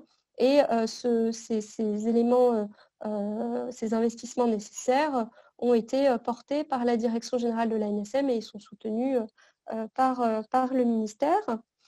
En sortie de l'expérimentation, là on verra en fonction des éléments d'ordre d'évaluation des produits et de leur qualification en termes en tant que médicaments, que produits de santé pouvant bénéficier d'une prise en charge par la collectivité.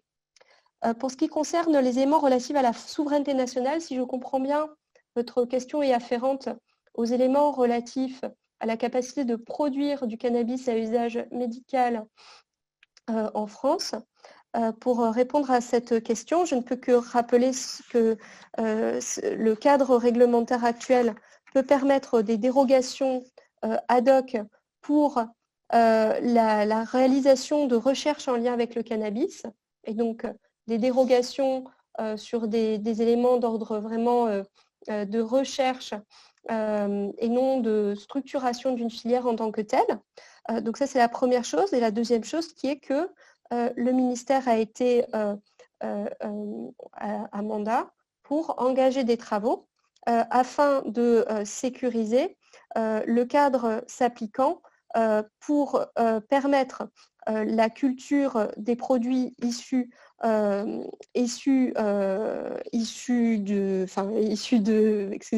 cette plante,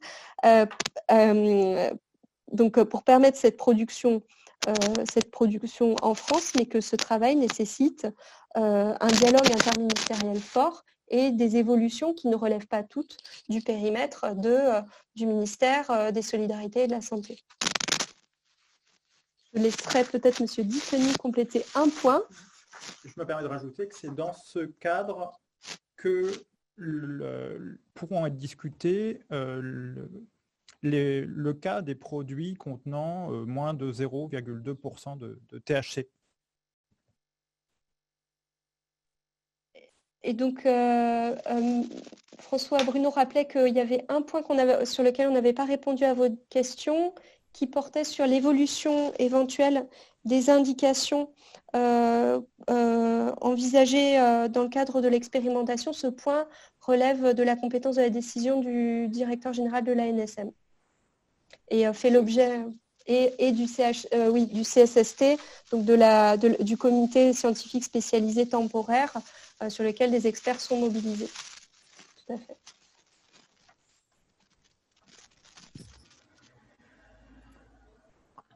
Merci. Est-ce qu'il y a d'autres demandes d'intervention? Jean-Baptiste Moreau et Eric Pauget. Jean-Baptiste? On t'entend pas. C'est bon, oui. J'arrive. Oui, alors, dans le cadre de l'expérimentation sur le thérapeutique, vous parlez directement d'importation, mais vu le retard pris, est-ce qu'il n'y aurait pas possibilité de faire autrement qu'avec de l'importation en travaillant sur de la production française, puisque ça, vu le retard pris maintenant, on a peut-être le temps de mettre en place des filières d'approvisionnement pour l'expérimentation franco-française et pas uniquement des produits d'import qui étaient dictés par l'urgence et par la non-possibilité de mettre en place ces filières dans le délai de temps imparti. Merci Eric Pauget. Oui, merci Président. Moi, c'est pas une question, c'est un ressenti. une remarque que j'ai envie de vous faire partager.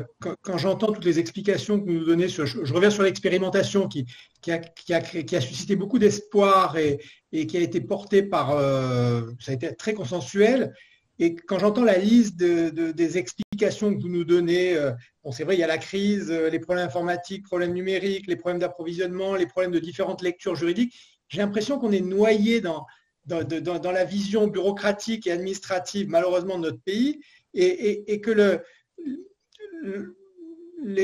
tout ce qui avait été porté par cet article 43 qui suscitait vraiment beaucoup d'espoir, moi je suis très déçu là, en arrivant au mois de juin 2020 d'entendre toutes les explications que vous donnez. On va arriver sur le deuxième PLFSS et en réalité on sent bien que l'expérimentation ne va pas pouvoir démarrer. Donc je reviens sur ce qu'a dit Jean-Baptiste Moreau là, sur le problème de l'approvisionnement. Alors pourquoi on ne peut pas s'approvisionner avec des filières françaises?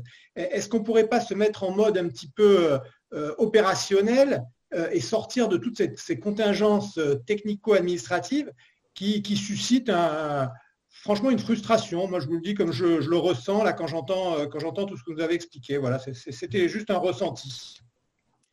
Merci Eric. Bon, bureaucratie est un mot que vous avez dû entendre quelques fois ces derniers temps. Les gros mots sont lâchés. Hein. Je vous rends la parole. On en crève. Alors, peut-être pour répondre à vos questions, je pense qu'on répondra à deux voix avec François Bruno.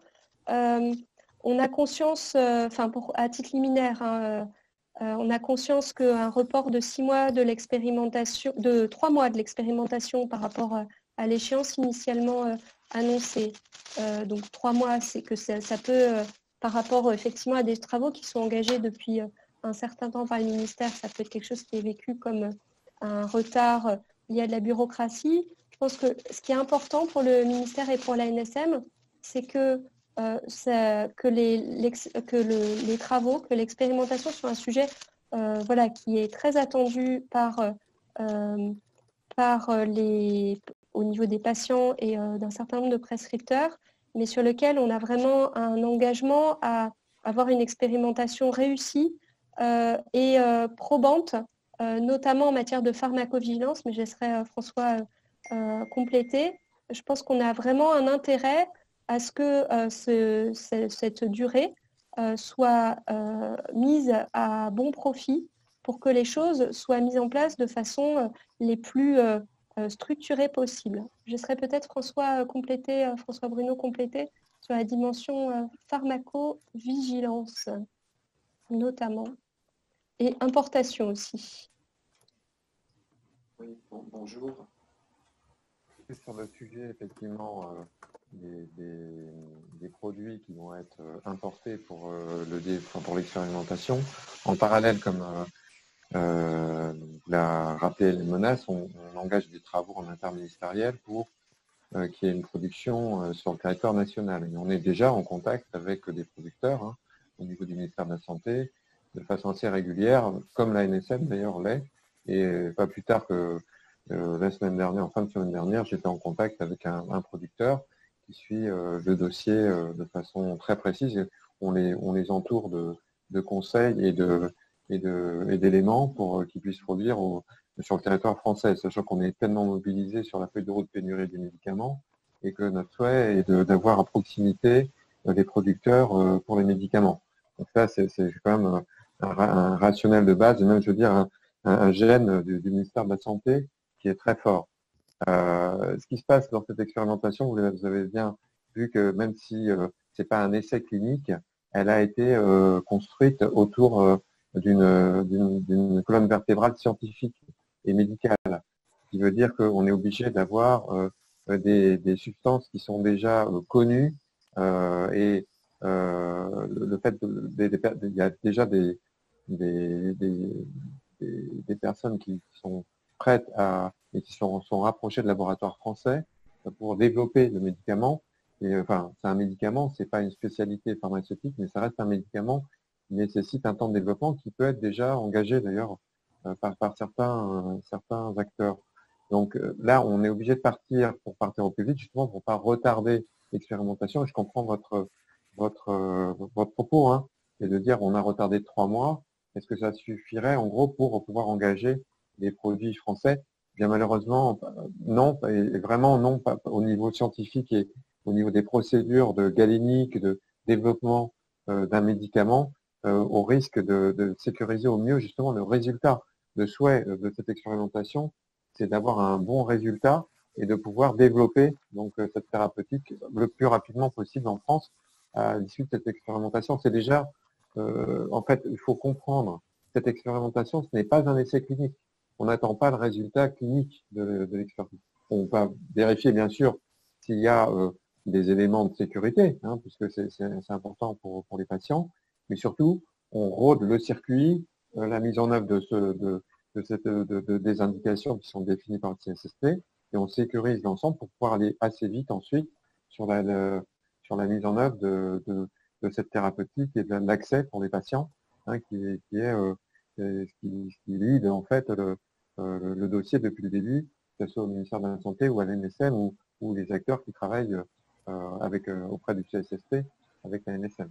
Voilà, donc il y a vraiment une volonté qu'on puisse développer en parallèle l'approvisionnement du marché et le sécuriser, parce que c'est une notion importante. Hein. Une fois qu'on a des médicaments, il faut aussi sécuriser le marché, on le sait bien, on le sait tous, hein, vous le savez tous.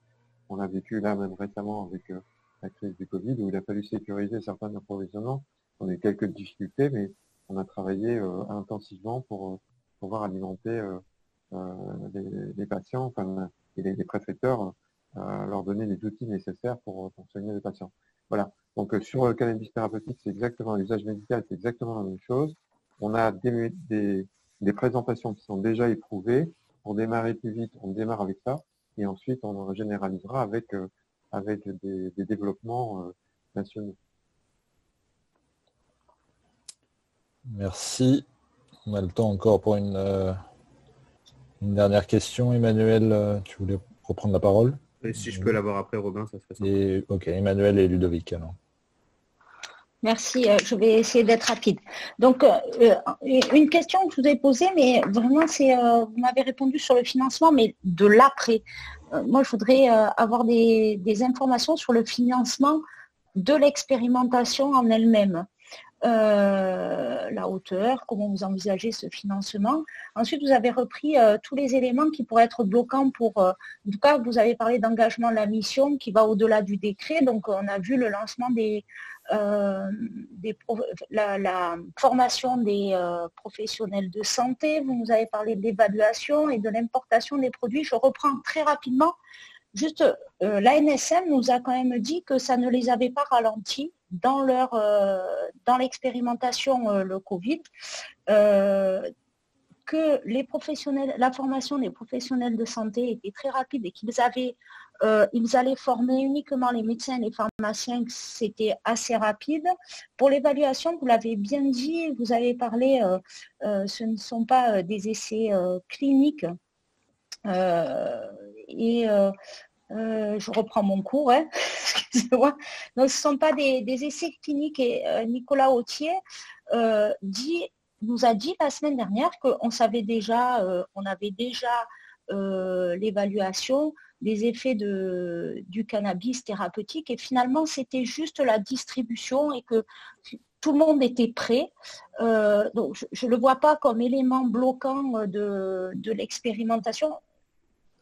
Apparemment, tout le monde semble prêt, les ordres, les scientifiques, les médecins, les pharmaciens. Ensuite, pour l'importation des produits, vous avez parlé d'un aspect important sur lequel j'ai interrogé aussi Nicolas Authier, sur la gratuité des produits et l'engagement qu'aurait notre pays si on devait bénéficier de produits gratuits pour cette expérimentation. On se pose tous la question, et ça a été abordé lors de la dernière audition, sur l'engagement de notre pays. Et finalement, ce serait quoi la contrepartie? Est-ce que ça mettrait en difficulté notre filière française si on voulait la développer? Voilà, j'aimerais avoir un petit peu des éléments là-dessus. Et je partage les propos d'Éric Pauget qui dit que on aimerait que ça aille plus vite parce que nous sommes confrontés à des patients qui attendent, on ne le répète pas assez, mais voilà, je comprends son impatience aussi. Merci. Merci Ludovic. Emmanuel, j'ai cru que tu allais m'empêcher de dire ce que je voulais dire. Malheureusement, c'est pas un de mes meilleurs sujets. C'est pas un coup de gueule non plus, mais vous comprendrez que quand on entend les différentes parties nous expliquer que tout est OK, mais on ne peut pas démarrer, on n'arrive plus à argumenter auprès des associations de patients qui sont dans l'attente de cette expérimentation. Je peux vous en parler à titre personnel. J'ai rencontré différentes personnes, type sclérose en plaques et autres, qui n'attendent que ça. Aujourd'hui, je n'ai plus aucun argument pour leur expliquer qu'on repousse encore et encore cette expérimentation. Ce n'est pas une étude clinique. On peut importer avec des accords. On n'a pas de problématique particulière, mais on repousse au 1er janvier 2021. Alors, on n'a pas besoin, je pense, de grandes phrases ou de langue de bois. On a besoin juste de rassurer, parce que certains sont en train de nous regarder, de nous écouter, et on est incapable d'apporter un seul argument valable aujourd'hui, nous parlementaires, pour leur dire « attendez jusqu'au 1er janvier 2021 ». Est-ce que vous pouvez nous aider à leur répondre à ces personnes qui aujourd'hui souffrent en permanence et qui n'ont pas de médicaments répondant à leurs attentes actuellement? Sinon, on va appeler le professeur Raoult, il va s'en charger. Merci pour cette pointe d'humour. Pour répondre à votre question, alors moi je dirais pas un élément, je comprends on comprend collectivement l'impatience. C'est un sujet qui est clairement important, porté très fortement par l'ANSM au plus haut niveau, porté par le ministère à haut niveau également. C'est un sujet sur lequel, et ce ne sont pas des mots vains, vraiment le ministère est vraiment particulièrement vigilant à ce que l'expérimentation se mette en place. Alors, j'emploierai pas le mot de blocage, j'emploierai le mot de conditions de réussite. Le souhait du ministère sur ce type de produits qui sont des produits stupéfiants, sur lesquels on a vraiment un intérêt en collectif à ce que l'expérimentation soit une réussite, c'est d'avoir toutes les conditions de réussite qui soient associées. Donc, conditions de réussite, c'est-à-dire d'avoir un circuit de distribution qui fonctionne, qui soit sécurisé, premièrement. Deuxièmement, un registre de suivi des patients et d'identification des remontées de risques qui soit calé. Troisièmement, des sujets aussi que vous avez évoqués lors de l'audition avec l'ANSM et qui ne s'improvisent pas en interministériel, par exemple, avec la direction de la sécurité routière relative aux modalités de possibilité de conduite d'une automobile ou d'un véhicule par les patients qui prennent ce type de traitement, qui sont des questions nouvelles. Tous ces sujets-là, il est nécessaire à notre sens de bien s'assurer que toutes les conditions de réussite soient mises en œuvre, parce qu'on a conscience qu'on part peut-être après un certain nombre de pays, mais qu'on a vocation, on a vraiment tout intérêt à ce que l'expérimentation se mette en place dans les meilleures conditions. Donc ça, c'est la première chose. La deuxième chose, par rapport aux questions de financement. L'expérimentation à cette date, l'ensemble des éléments de financement associés sont des éléments de financement sur le budget de l'ANSM. À ce titre, notamment pour ce qui concerne la mise en place du registre de suivi des patients et de formation des professionnels, c'est des éléments sur lesquels ces éléments sont intégrés dans le budget de l'ANSM et sur lesquels des délibérations ont été passées en conseil d'administration. C'est des éléments qui sont suivis et sur lesquels le ministère a toujours une position positive.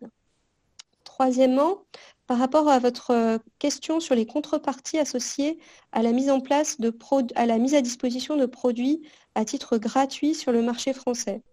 Alors, à ce stade, on est effectivement sur une phase où les produits seraient mis en place à titre gratuit et on comprend bien votre question derrière qui est de se dire c'est rare d'avoir quelque chose qui soit totalement gratuit. Qu'est-ce qu'il y a derrière? Notre préoccupation principale et celle de l'ANSM, c'est qu'il n'y ait pas de monopole, qu'il n'y ait pas un seul acteur, qu'il y ait plusieurs acteurs, qu'il y ait une diversité de solutions, premièrement. Et deuxièmement, ce que je ne peux que rappeler ce qu'on avait indiqué, que toutes les conditions associées à une structuration de conditions de production sur le territoire français soient sécurisées assez rapidement.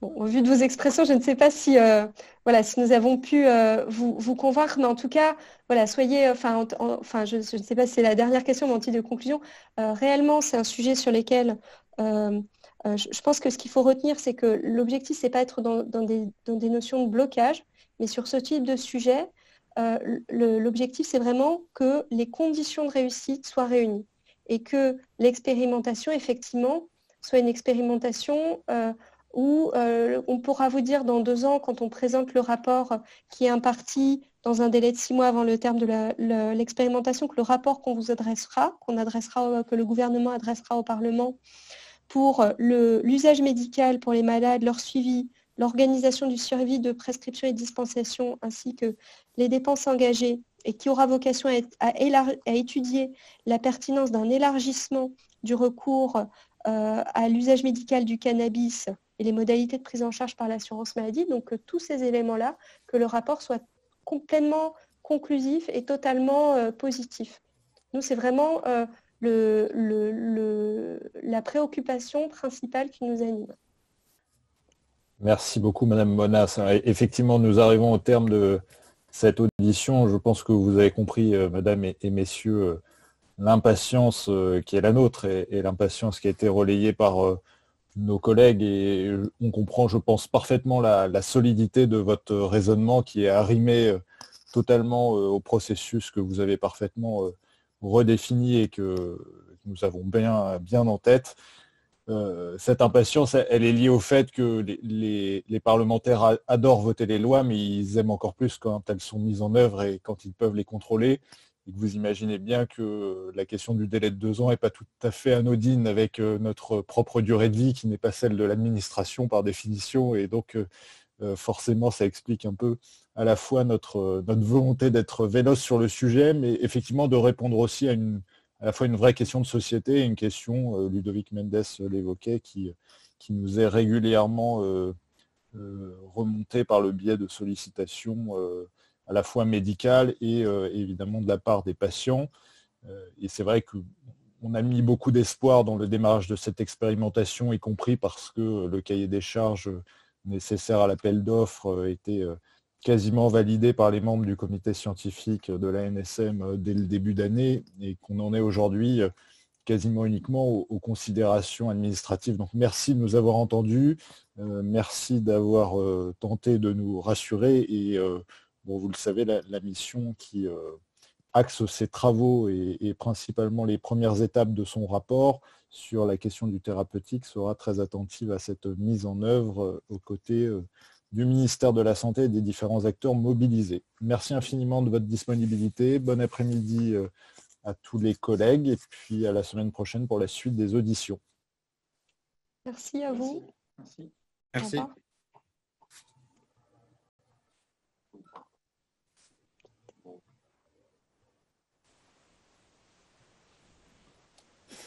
J'ai essayé d'employer un vocabulaire